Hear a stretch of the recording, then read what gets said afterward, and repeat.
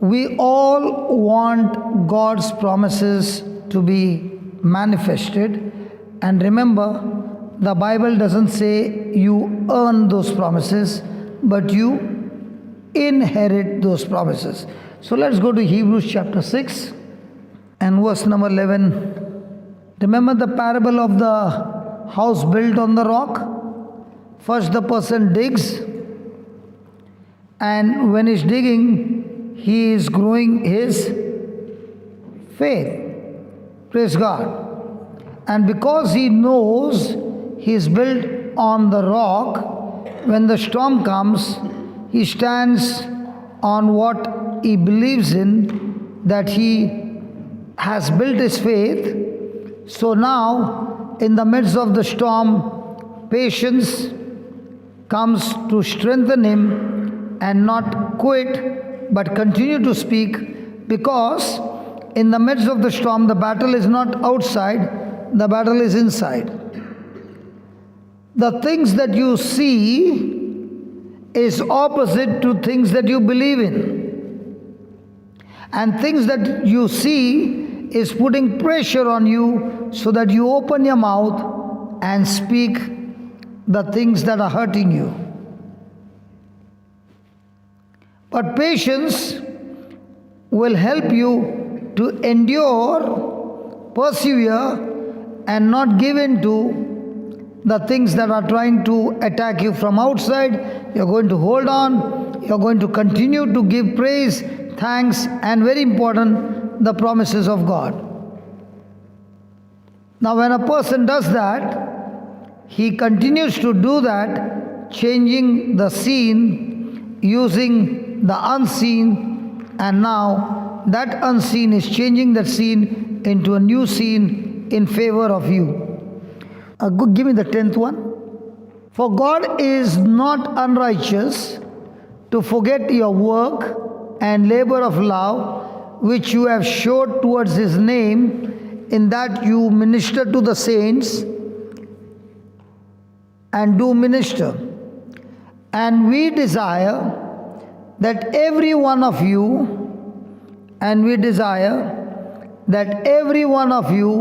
show the same diligence.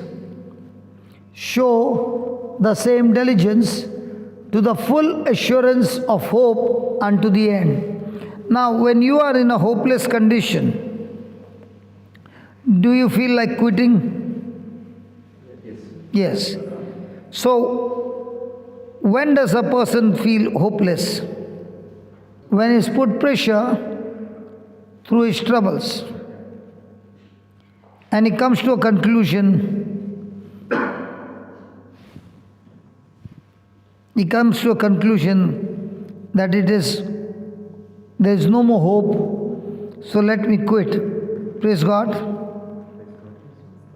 But we do strongly and earnestly desire for each of you to show the same diligence and sincerity all the way through in realizing and enjoying the full assurance and development of your hope until the end, in order that you may not grow disinterested and become spiritual sluggards, but imitators, behaving as do those who, through faith, by their leaning of the entire personality on God, in Christ, in absolute trust and confidence in His power, wisdom, and goodness, and by practice of patience, endurance, and waiting, are now inheriting the promises. I know Vivek when he was, I think, 23. During those years, there was Michael Jackson was on the hit. Yeah. And at that time, many were watching his breakdance, moonwalk. And many were watching it on VHS cassette and practicing. And then a group would gather on the road and one of them would start. What was that person actually doing? Imitating. So was he imitating on slow motion to see every move? If you want to become accurate, will you watch it on slow motion every move? Now, when he's practicing it every day, and a day comes when he's performing, does it look like as good as original? If he has practiced it well. In the same way, the Bible says about we got to be imitators of those who are giants in faith, whose names are written in the Bible. And the Bible says you can imitate them by following their footsteps and receiving that kind of result in your life. So before you practice them, you must have the hope to get there.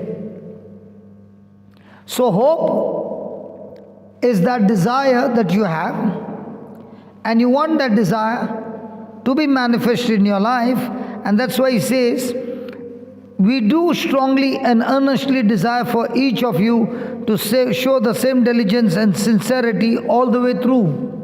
Can it be possible that you have got tremendous desire, but after a month, the desire can start fading? Possible? And when that desire is fading, will you ever move in that direction, or you're moving in some other direction?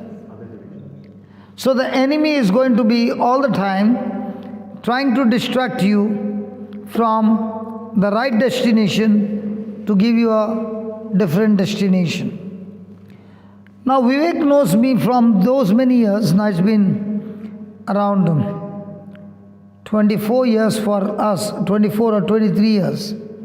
Now in those days you saw me, 25 years. In those days you saw me running after the Word of God. 25 years later, what do you see me? Have I given up, slowed down, increased? What? The desire which was there, the passion which was there, I would not allow that passion to go down. In fact, the passion began to increase more and more as the Word began to change my life more and more.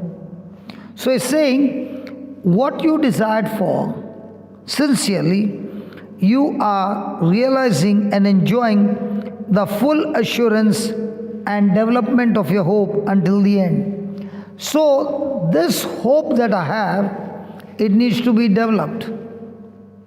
And what is it that will develop this hope and turn this hope into reality?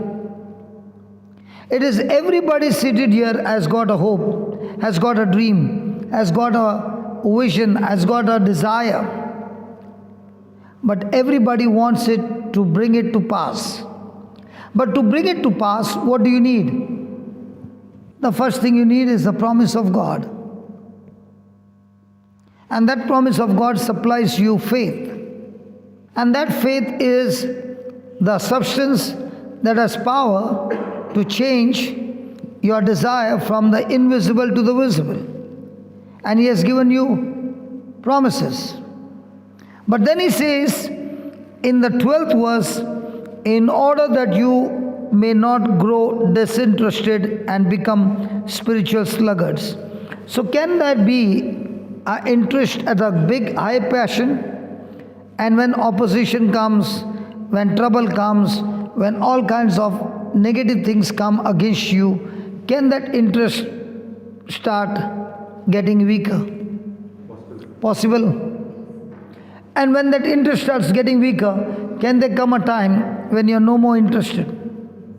God is always looking for people who can make dreams, who can make visions, who can make desires.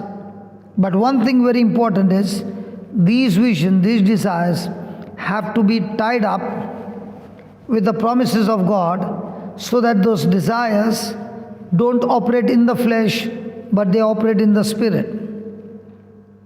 Now, when I have these spiritual desires, I practice what those who have inherited the promises, be imitators, behaving as do those who through faith, and what is the faith? By their leaning of the entire personality on God, in Christ, in absolute trust and confidence in His power, wisdom and goodness. So what is faith? Leaning on entire personality in God, in Christ, in absolute trust. Have you heard the word trust before? So what is trust? In the Divine Mercy picture, you will always see, Jesus, I trust in you. You will not see, Jesus, I have faith in you. So what is trust? Is faith and trust the same? Faith is when I am believing God to do something in my life, which He has promised, it will come to pass. But trust is saying, whether it comes to pass or not, I am committed to you. Now my question is, do I love God? Yes. Do I trust God? Yes. So am I committed to God? No matter what happens, I will be there. Trust is commitment. Even if nobody turns up, Lord, I will be there. Even if things are in my favor, I'll be there. Even if things are not in my favor, my attitude towards you, my relation towards you will be the same. That's called absolute trust. One of the classic example is Shadrach, Meshach and Abednego. Were they going through a battle? Yes. Had the king told them to bow down? Yes. When the trumpets will play, every person has to bow down and worship the idol. Did they bow down? No. Did the king say, I'll give you one more chance? Yes. This time if you don't bow down, I'll throw you into the furnace. When the music started, did they bow down? No. Now what did they say? They said, listen, king, let it be known to you. If our God comes and saves us, praise God. But even if He doesn't come, our commitment to our God is not based on what He does. Our commitment to God is that we love Him and we will only worship Him and we will not worship anything else, even to the point of death. Now, was the king furious? Yes. Did he heat up the furnace 7 times? Yes. Did they change their attitude? Were they scared of the furnace? Were they scared of the death? Were they scared of anything? They were only committed to their relationship with God. How is our relationship with God? Based on circumstances or based on what I get from God? So can our relationship start getting weakened? So are we people of trust or are we people of faith? So a person who is in trust is saying, no matter what happens, I am committed. Even to the point of death, I will not change. So who are the ones who are inheriting the promises? Those who are wavering in faith or those who are trusting in the promises of God? So it says there are 2 things by which we inherit the promises. One is faith, that is leaning on, trusting in, absolute trust in God, putting a confidence in His power, wisdom and goodness. And the second one is patience. Because patience will not allow the person to quit, but will be constantly working on faith so that faith continues to supply the substance. Patience does not supply the substance. Faith supplies the substance. And that substance changes hope into manifestation. So patience has no substance, but patience has endurance. Patience has perseverance. And when a person is growing in patience, he begins to become a complete different person, because patience helps you to mature. How do you know whether this person is a matured Christian or a childish Christian? Based on patience, not based on the knowledge. I can have thorough knowledge of the Bible, but when the test starts, I can quit. But a person who is growing in patience, he will not quit. So the Bible says, when patience has its perfect work in us, we shall mature, we shall grow, we shall develop, lacking in nothing. So every day of our life, do we need to grow patience? Yes. And patience is grown in the midst of storm or without the storm. So when your faith is tested, patience is growing.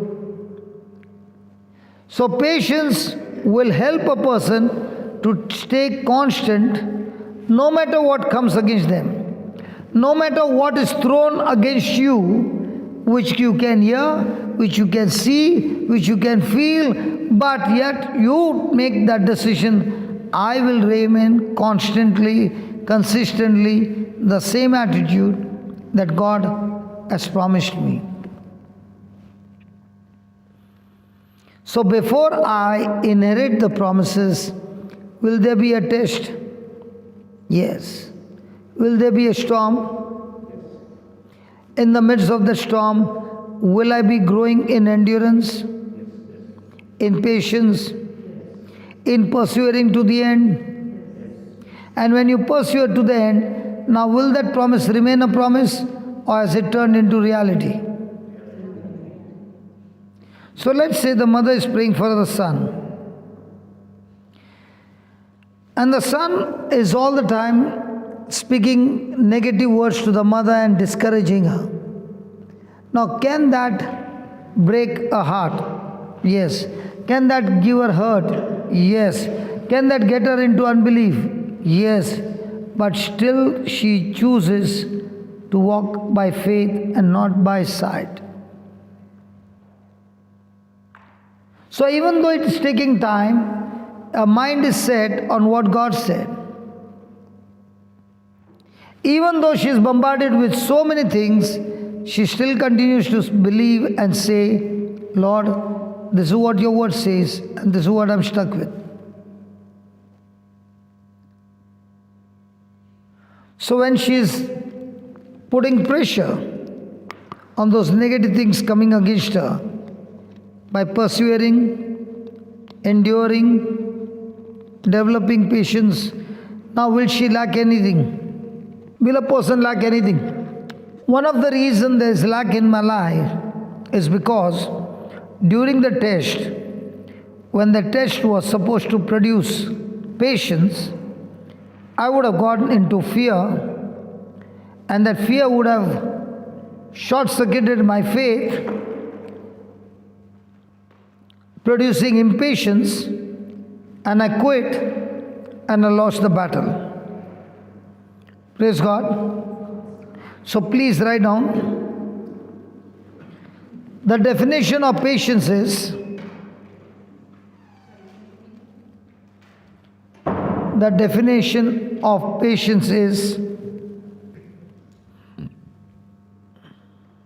being constant, being the same way at all times.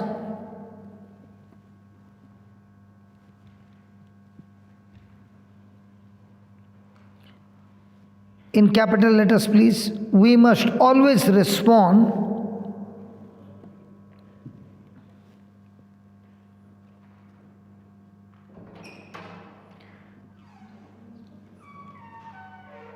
in every circumstance of life,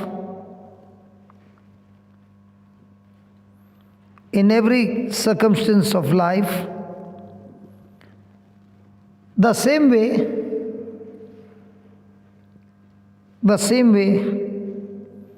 on the Word of God. That is, regardless of what may be thrown against us, regardless of what may be thrown against us, we must become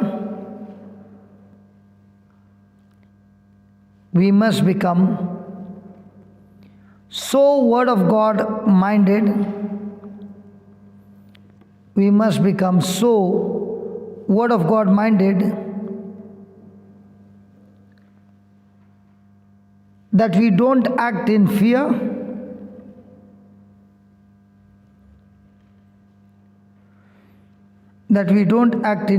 or doubt, but always on what the Word of God says. But always on what the Word of God says.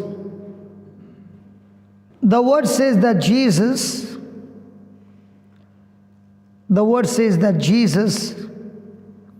is the same yesterday, today, and forever.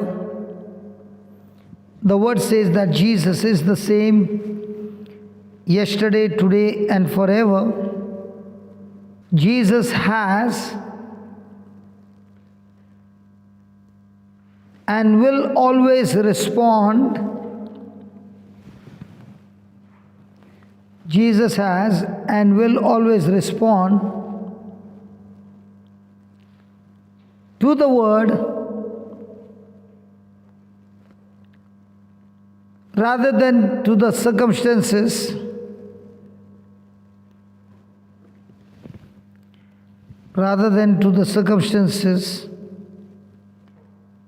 reason of fear,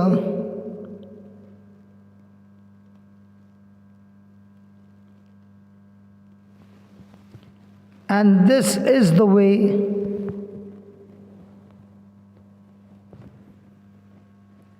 we should be.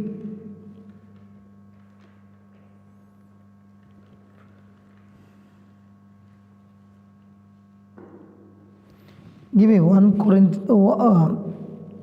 James 1:12. Blessed is the man that endureth temptation,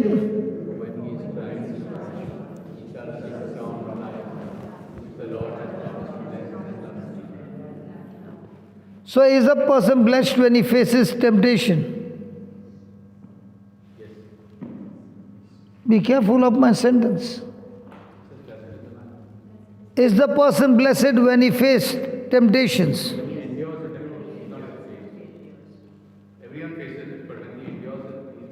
So when you are enduring, are you giving in to temptation or you are opposing the temptation? Let me give you an example. Is there a law called the law of gravity?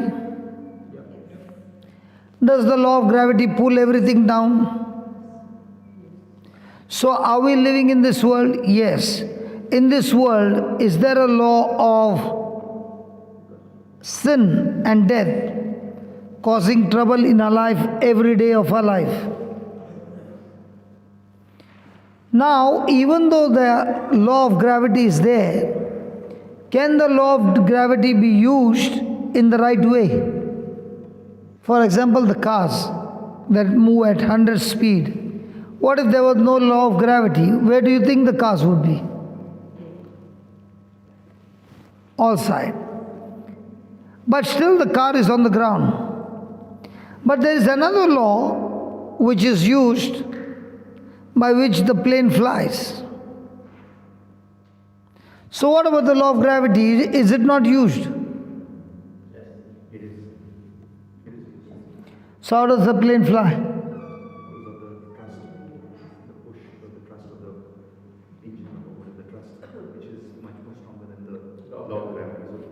So in other words, when the plane is on the runway going at that speed of 230, 250 or 300 kilometers per hour, even though I don't see the air, but that air comes against the aircraft, and it is the air that lifts the plane up. What if the pilot goes at 100 speed? There will be no pressure to lift it up.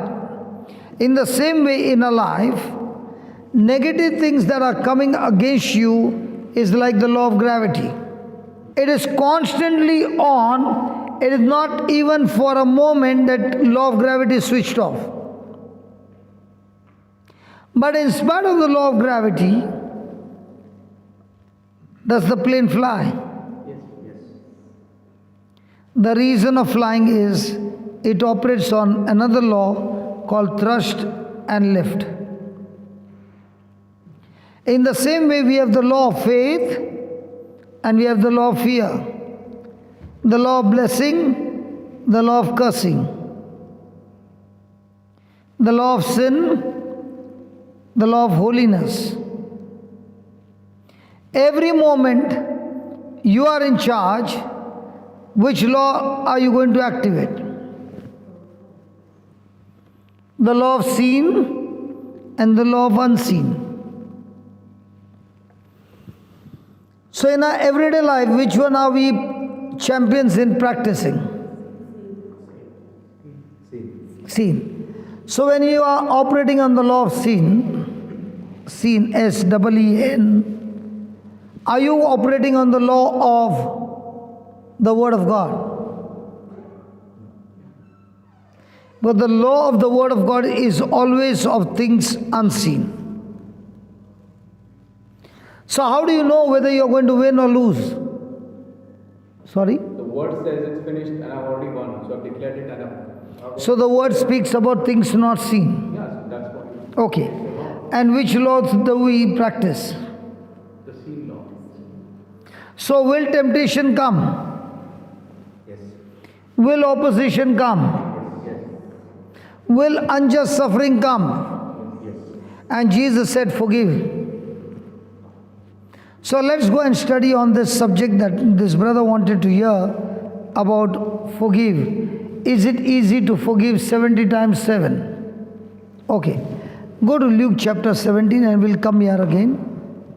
Verse 6.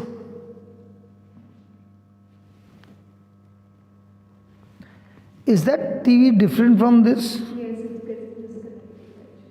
That one is getting disconnected. It is not continuously there. But these one, they obey you. So they obey you. But that one is a rebel. Come on, let's study the parable. That one sometimes is switched on and sometimes it says, I want to remain blank. Is it because of some disconnection or loose connection? Could be anything. So in the same way, the Lord wants to show us our life can be a life of loose connection. And what happens is, when the person comes against you and does harm to you, and now the Lord says, forgive him. Now, is it easy to forgive? Laura brought this glass of water. Is it easy for me to drink? Now she brings the glass of water and she says, this is not water, this is acid. She said, this is acid. And it is really acid. If I'm thirsty, will I drink? No. A real acid. I know it is acid. I'm thirsty. Will I drink acid? Why not? I want to quench my thirst, man.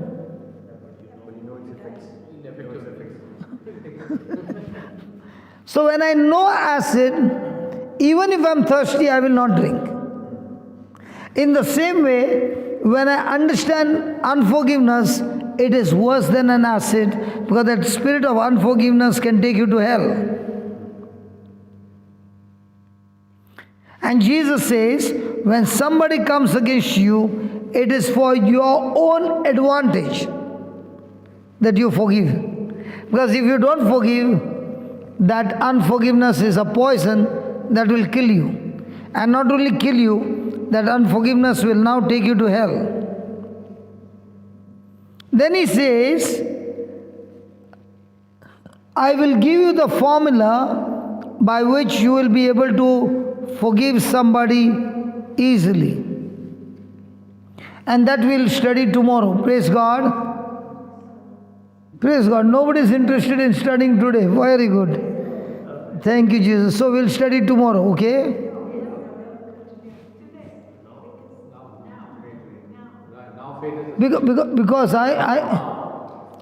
Because I was thinking there should be some noise if I said tomorrow. But I was so surprised that everybody is saying, okay, tomorrow. So you were surprised that I said tomorrow. Very nice. Praise God. So you never expected me to teach tomorrow. Okay. Okay. Now, when Jesus said that in the 4th verse, that you forgive them 70 times 7, who opened the mouth? The disciples or the apostles? But who was he talking to in the beginning? Yeah, Peter is not there. Look at the verse 1. But who opened their mouth? Why do you think the apostles opened their mouth? Not because they wanted to learn. Because what Jesus said, put that verse 1. Jesus said to his disciples, it is impossible, but that offenses will come. Are you breathing oxygen? Anybody breathing oxygen? Yes. Offense will come. If you want offense to stop breathing oxygen. Till you got breath, offense will surely come.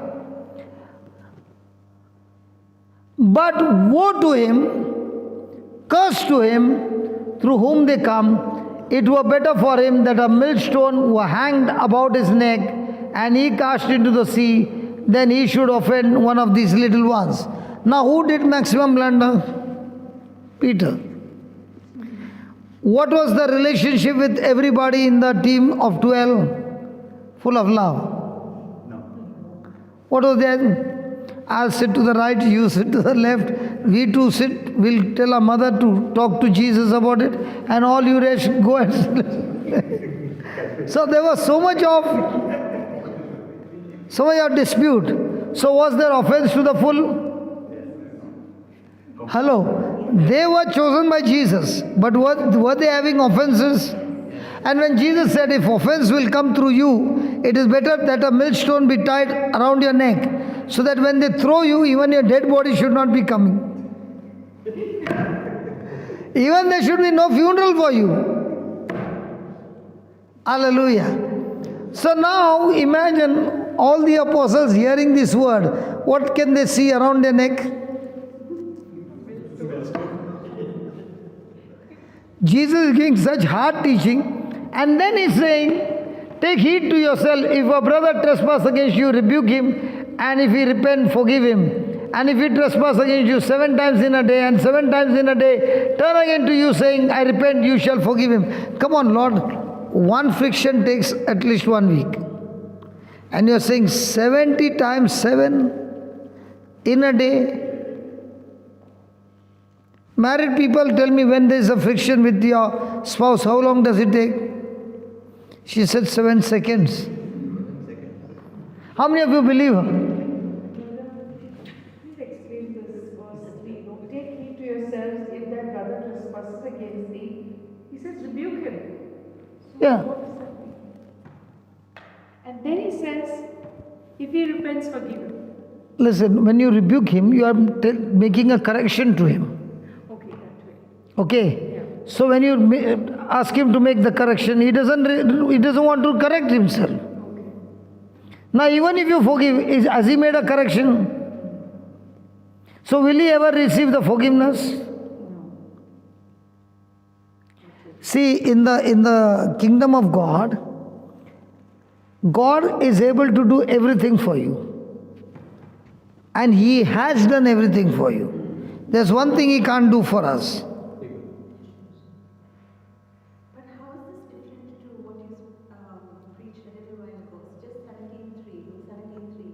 You said like even if they're doing the wrong thing, like you're in the world, you just say the right thing, you show love. This was rebuke him.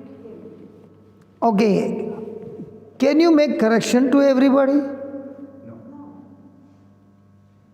You can only do correction to those who are teachable.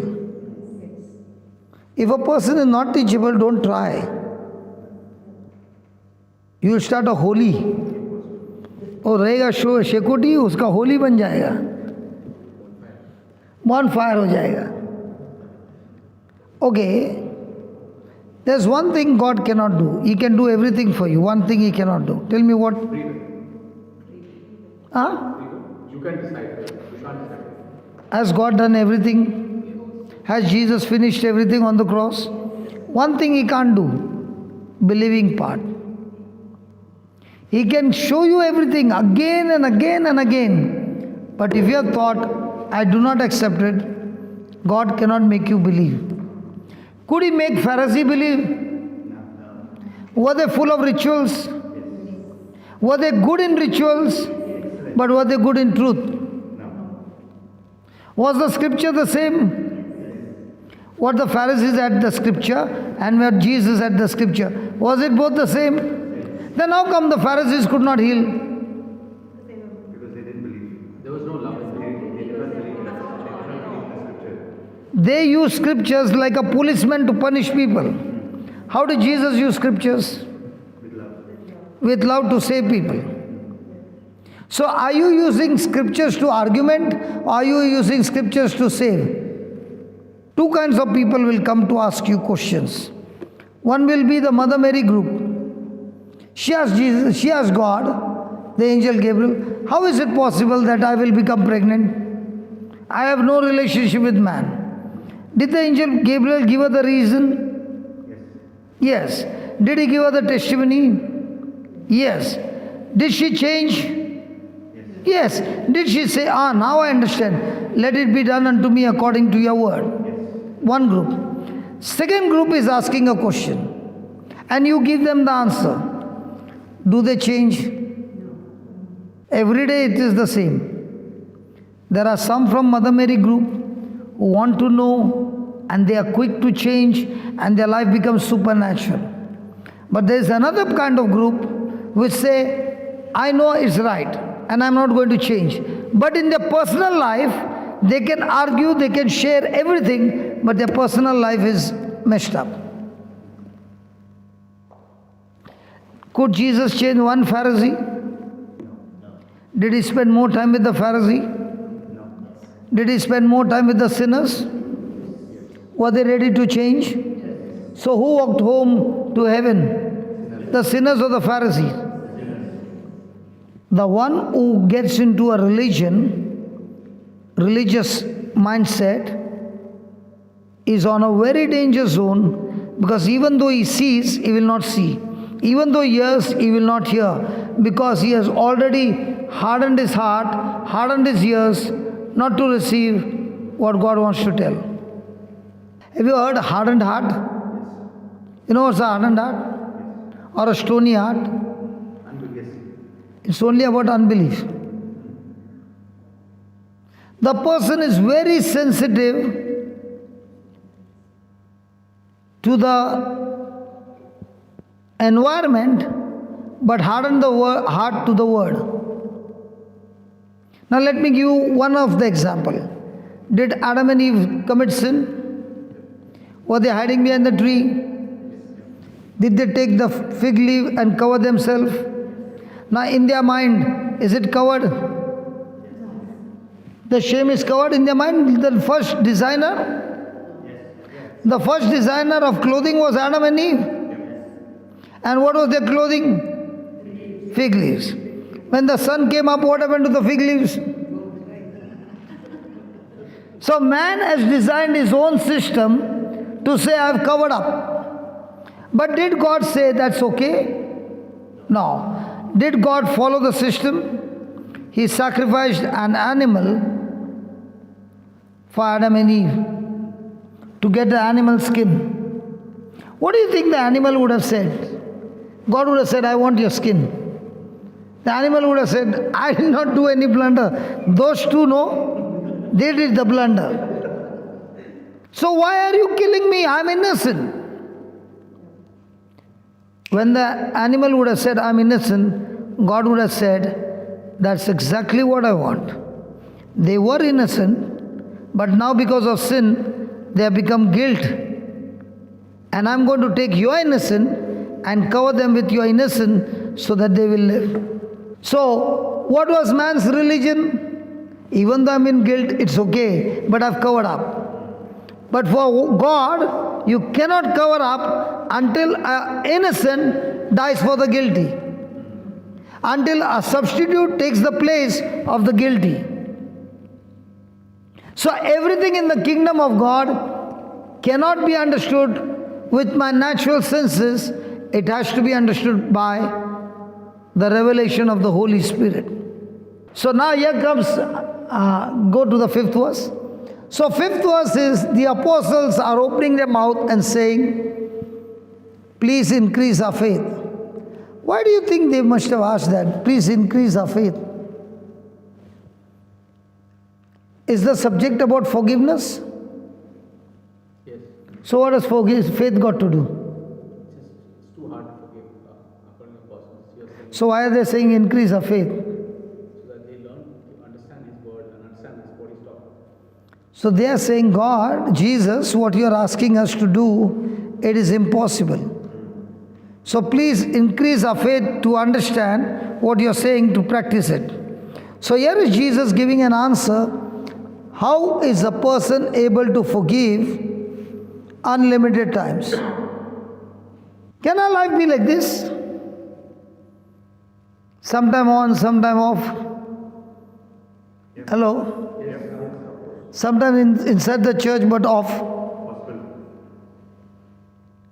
Sister, can it be I'm inside the church but the TV is off? So just because I'm inside the church, does that mean the TV is on? No. Just because I'm inside the church, I'm connected to God? So here is he saying,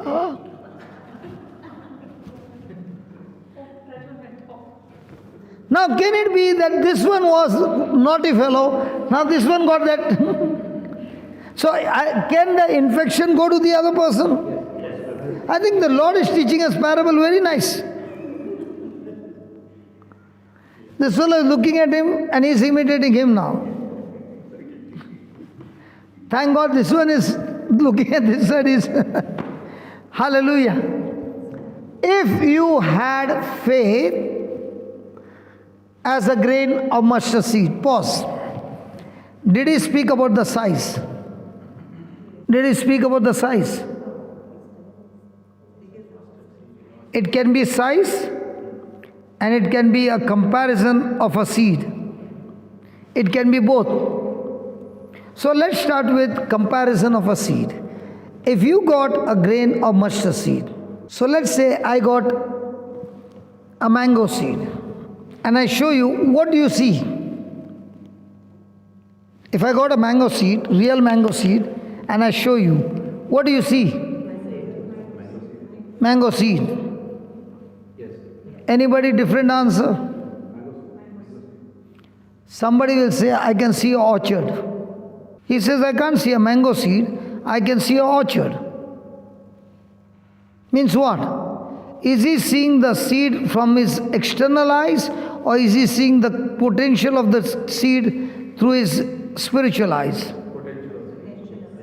So what is he saying? This seed has got so much of potential that it can produce a forest of mangoes. Second, a size of a seed. How big is the mustard seed? But when it sprouts and grows, how big is the tree? So he's saying every thought is a seed. Every word is a seed. So if you have the word of God as a seed, then you can look at the second line. If you have faith as a grain of mustard seed, you might say. So if I have faith, do I need to open my mouth and say? So when I say, what happens? The seed gets planted. If I don't open my mouth and say, does the seed get planted? So most of the time, do we try to plant seed without opening our mouth? Is it scriptural? So do I need to open my mouth and say? So say to whom? If I have faith as a grain of mustard seed, I shall say to the sycamore tree. Now the sycamore tree represents what? And here which problem?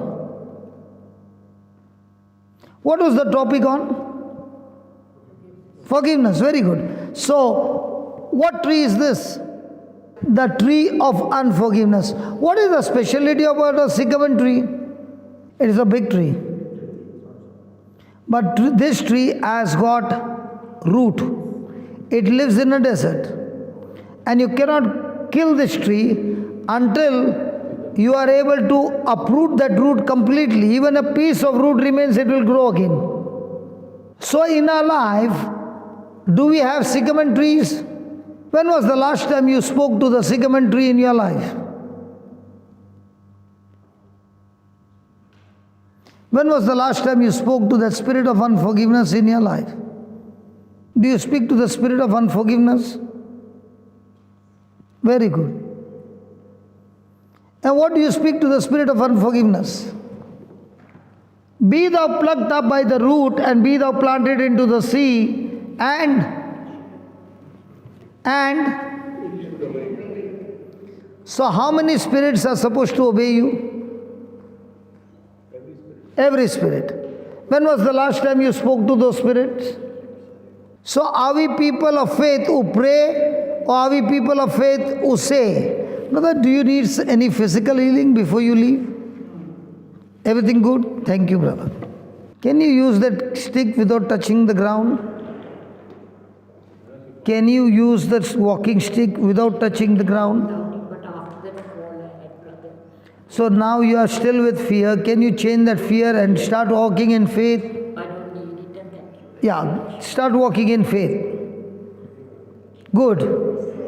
You look better now. Other with the stick you were walking very slow. Now at least without a stick she is walking fast.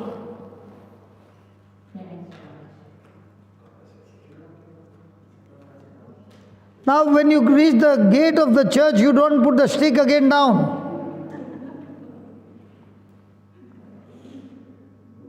There.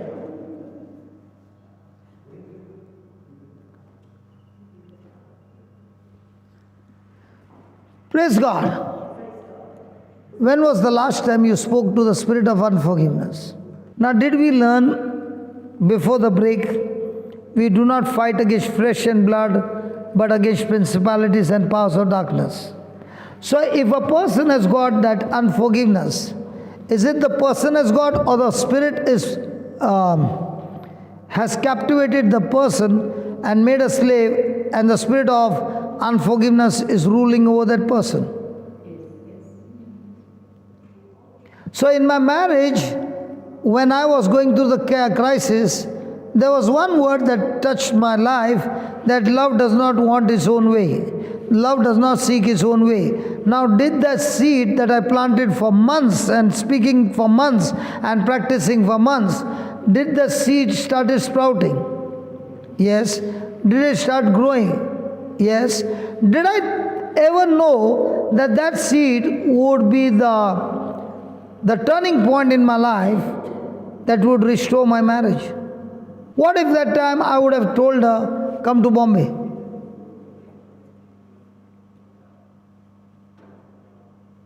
So most of the time, do we plant seeds found in the Bible, or do we plant seeds found in our emotions? So are we supposed to uproot that spirit of unforgiveness? Yes. And are we going to speak to it two things?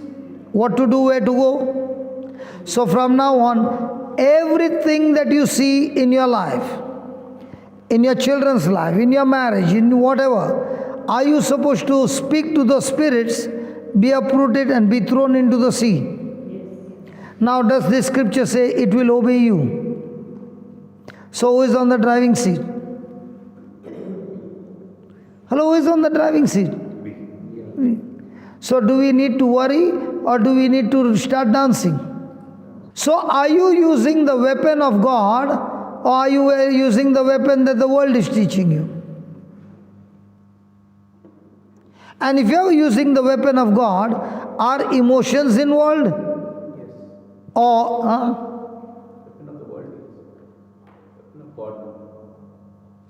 when you are using the weapons of God, are emotions involved? Word of God involved? So with the word of God, can you destroy the weapons of emotions? Which weapon is more powerful? But do we know? How do you feel that there's a thief that has entered your house for the last 15 years and bashing up your children, bashing up your spouse, bashing up your finances, doing all those nasty things, and you're sitting there and not using the weapon that God has given you? So now, is our life going to be a begging life or a believing life? And how many years did we keep on begging? Touch your neighbor and tell your neighbor, begging days are over. It's believing now. You told your brother. Did your brother tell you? He only nodded his head. He took what you told him. He took what you told him, accepted, but he never told you. I'm watching everything. Because when you are saying to your neighbor, you are planting a seed of faith. It's not that you are just saying, hey, praise God, hallelujah. No. You are exercising your faith. Can you tell your sister, brother? Is she happy now? Smiling, praise God. See, if you did not say, there was no smile. The moment you said, look at the smile. Even now the smile is there. So did Jesus promise you that He will obey you? Now look at the fun. 7th verse. Look at the fun. 7th verse. Come on, tighten your belt. You are going to fly. Which of you having a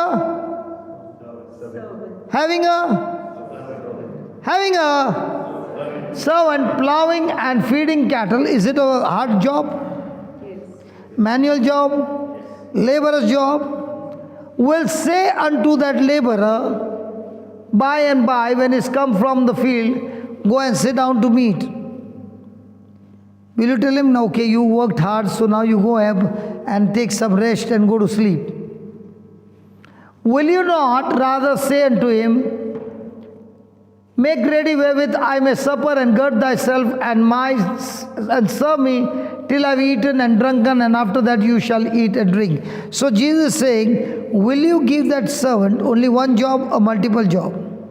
So he's saying, if you have faith, you don't only speak to the sycamore tree, but you start speaking to many things, and don't give faith rest, because the capacity of faith as a servant to work for you is infinite, unlimited.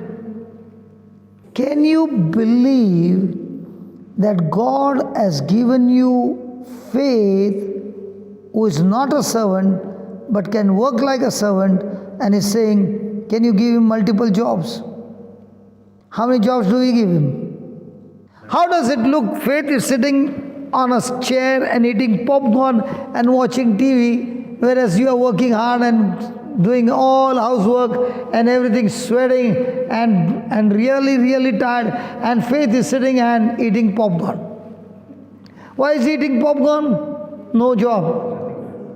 And when you are working hard, there's another spirit called fear, who is taking all the negative things from you and saying, give me some more, execute it. Now, are you giving servant destruction or goodness to work?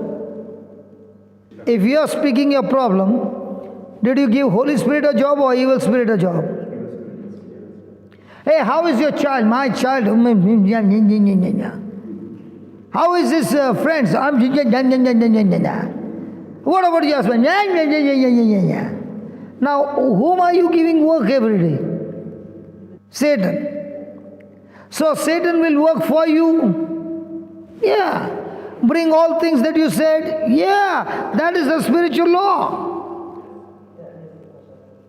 But the moment you understand that and you are going through terrible time, you are opening your mouth and saying, God, thank you, my weapons are far superior than the weapons that the devil is using. Thank you, Lord. Your spirit is upon my spouse. Your spirit is upon my children. Your spirit, O Lord, is doing wonderful things in our life.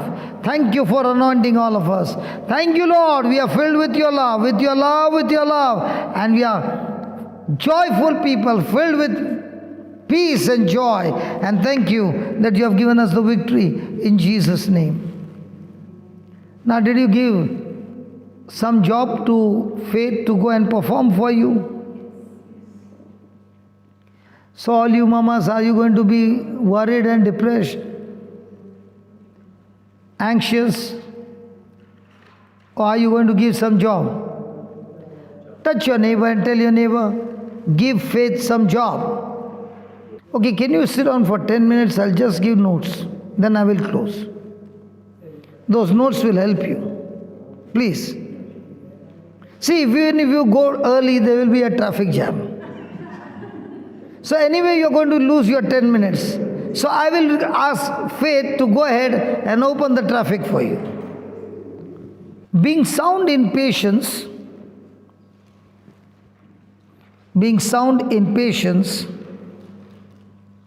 is to answer every doubt,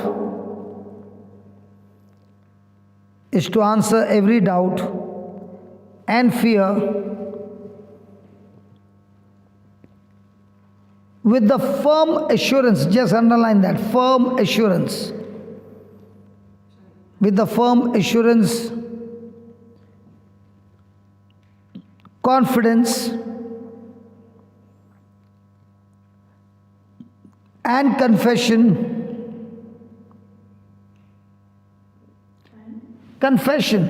Now that confession is not confession of sin, that is confession of promises. Confession that God's word is true,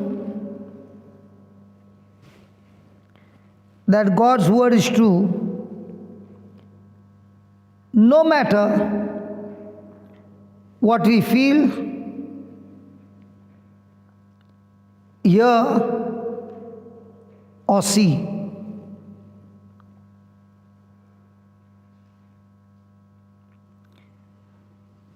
Regardless of what storms may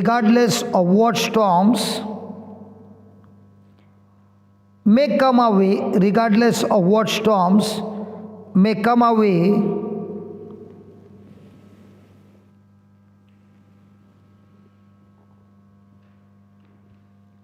the Father's word cannot fail.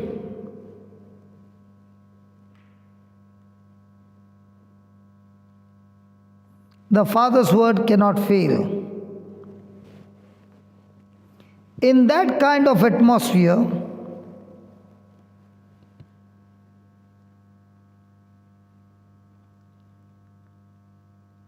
faith is free to move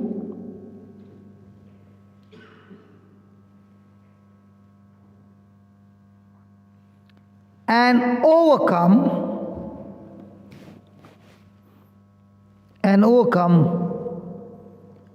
whatever Satan has put in our way, in order to properly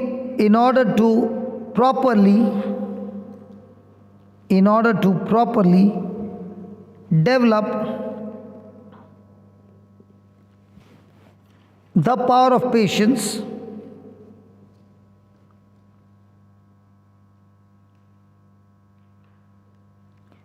we must know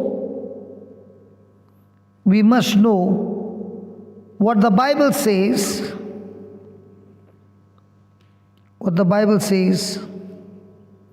about testing and trials.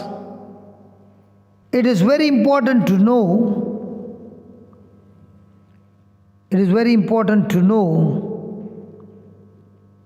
James 1:13 says,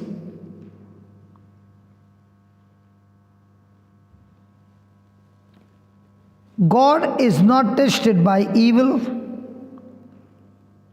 God is not tested by evil. He does not tempt. He does not tempt or test men with evil.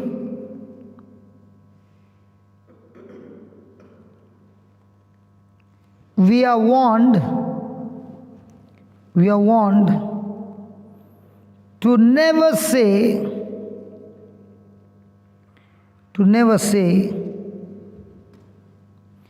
we are tested by God. James 1:14 says,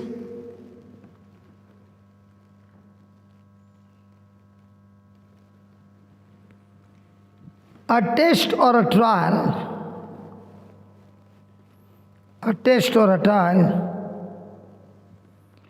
is anything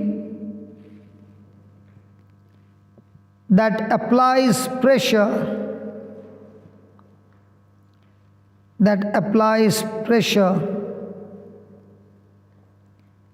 on the lust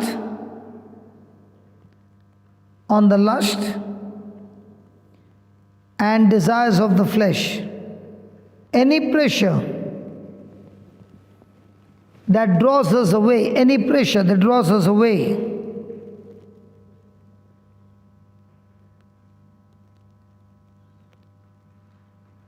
from God's word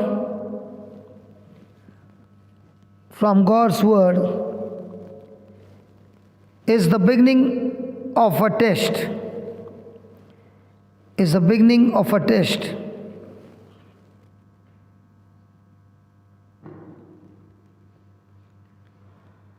If we then act on the lust,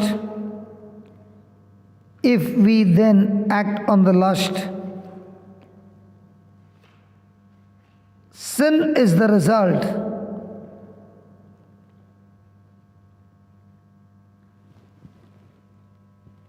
Still we have a way to escape. Still we have a way of escape.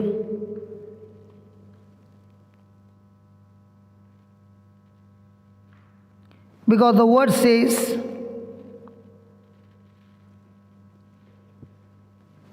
we have an advocate with the Father,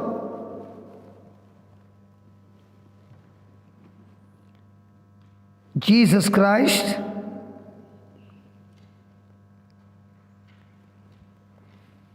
He is faithful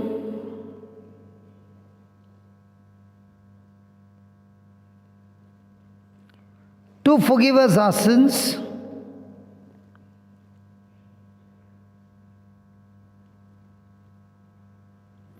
when we confess them. We are still more than conquerors. We are still more than conquerors in Jesus.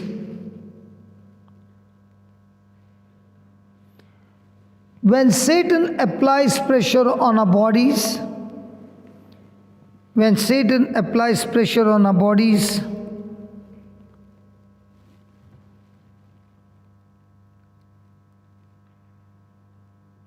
to make them sick,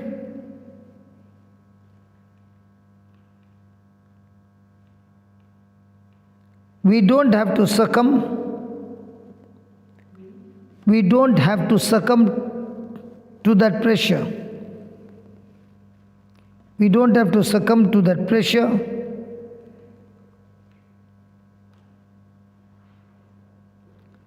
When he presents us with financial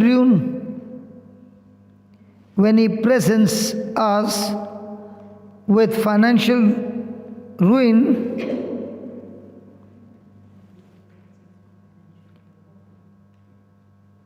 we don't have to yield. We don't have to yield to the temptation We don't have to yield to the temptation to turn to the world and to borrow. To turn to the world and borrow.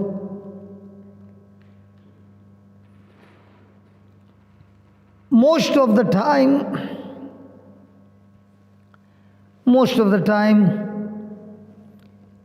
this makes matters more worse. Most of the time, this makes matters more worse. Thank God, we can turn to God's word.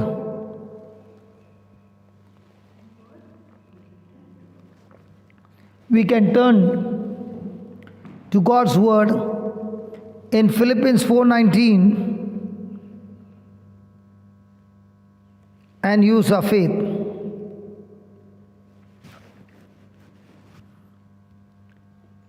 Then, regardless of circumstances,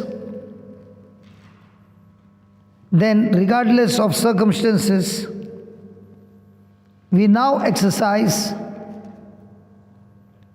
now exercise the power of patience,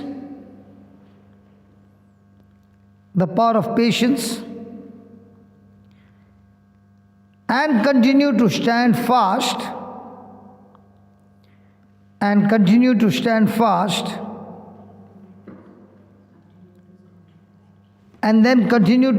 fast in the liberty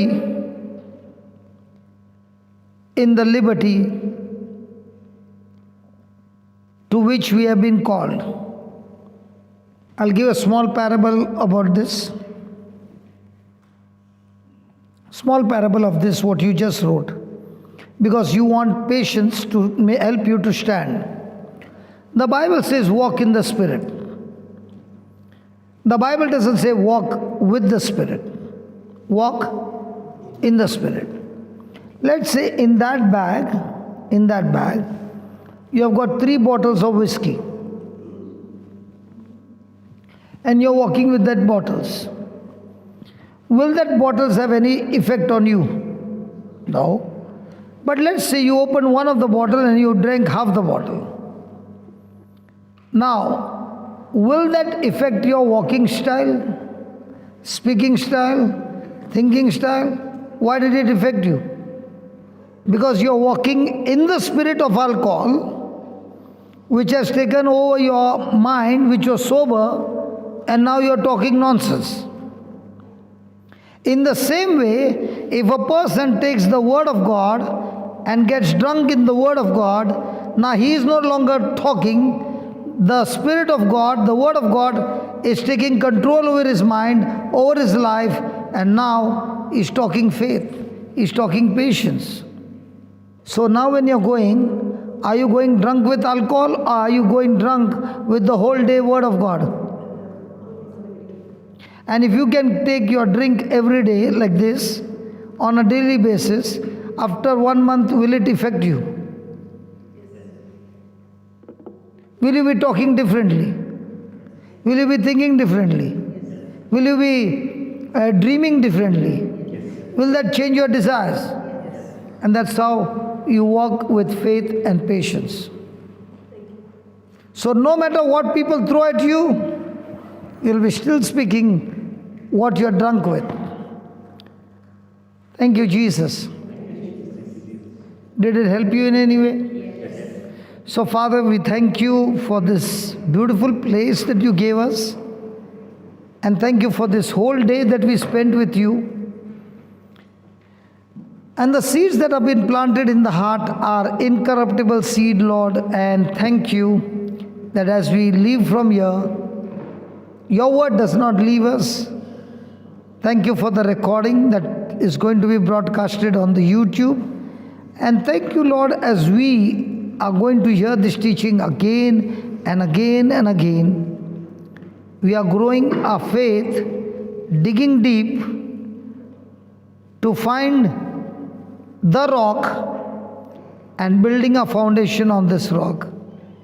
So that as we grow in faith, when faith comes, when our faith is tested with different kinds of test and temptation and trials, praise God, we fight the battle, exercising our faith, building up our patience, persevering, enduring even the unjust treatment, but responding evil with good, and we are able to use patience and faith working together, operating in love, reaching to our destination that you have for us. We thank you for this. In the glorious and mighty name of Jesus. Amen.